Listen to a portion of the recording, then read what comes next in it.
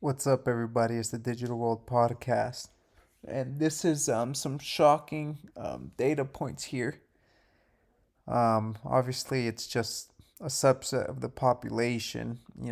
Whatever they can gather, they present these news. I haven't dug into the data deeply, um, but we can assume this is probably not out of the realm of possibility. Where excuse me, 1 in 10 Americans are now buying groceries on installment. I'm not gonna play the whole video, but just take a listen. A new survey suggests millions of Americans are struggling in these shadows, even before the widely expected recession arrives. The survey by LendingTree found almost half of Americans now use buy now, pay later. So you get the goods now and you pay in installments. That's up 18 times since pre pandemic. And almost 1 in 10 Americans are literally using buy now, pay later to buy their groceries. This matches other data saying millions of Americans are running into trouble, and this is just the first inning. Last week, CNBC reported that over half of Americans now live paycheck to paycheck, meaning they have no emergency funds at all. And 70% of Americans are financially stressed. That's up by half since pre COVID. But don't worry, Biden tells us the economy is, quote, strong as hell. Now, a big part of what's driving all this was lockdown handouts that pushed millions of Americans to ramp up the lifestyle and wind down the income. Between 3 rounds of stimulus checks, unemployment compensation that at one point was paying $2,600 per month and went for ultimately 53 weeks, paired with temporary, no questions asked benefits during the pandemic, and soaring blue collar wages since millions of Americans were being paid to chill on the couch. Between all of that, people spent more and they worked less. But that's all gone at this point. Real wages have now fallen going on 3 years straight. They're now down to just $1,500 per month in median full time earnings. So the $1 trillion mirage ran out of money, and now reality is hitting. And so, in the words of Milton Friedman, the inflation is like alcohol.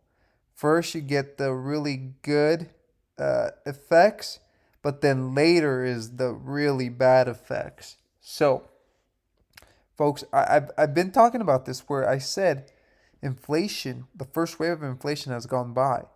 Now you just wait till the next round of inflation. Especially, you heard Janet Yellen talk about raising the debt ceiling to $50 trillion. Sorry. Yes, $50 trillion. I mean, what in the heck are we doing? You know? And so they're going to keep running this thing until they can't anymore. And it's ushering in that new CBDC system. Okay? And this is where we're headed. It's a war on you. This is make no mistake about it. It's the fifth generation warfare where you don't know who your enemy is, but you're being attacked on all sides. And you're constantly seeing it. You are the target. I don't know how many of you are in the Florida area or even in the UK, but apparently in Florida, this was happening. They had an emergency alert like at 4:45 or 3:45 in the morning, saying this was just a test alert. You didn't have to do anything about it, but they're sending out mass alert messages to Floridians, and I guess it's the same in the UK, where today on Sunday, April 23rd at 3 p.m., they're going to test their emergency alerts. Now, why do you think that is, folks? Why do you think they're testing their emergency alert system?